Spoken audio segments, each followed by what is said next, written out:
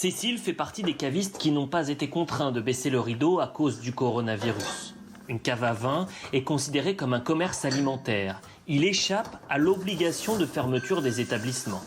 Elle peut ainsi poursuivre son activité. Cependant, la crainte de propagation du virus lui impose d'adapter son mode de travail. J'ouvre moins, bien sûr tout ce qui est dégustation, tout ce qui est animation magasin a été annulé. Maintenant plus personne à part moi a le droit de toucher les bouteilles, pour éviter évidemment la contamination. Je ne prends plus d'espèces non plus, tout se fait par carte bleue. Ouvrir, mais à quel prix ? Le nombre de clients a fortement chuté depuis les mesures de confinement. Elle envisage une perte de 50% de son chiffre d'affaires.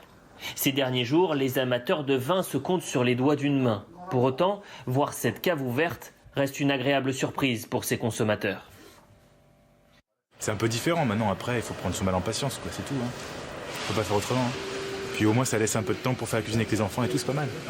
Boulangerie, fromagerie ou encore cave à vin, face à la crise sanitaire, les standards de la gastronomie française font de la résistance.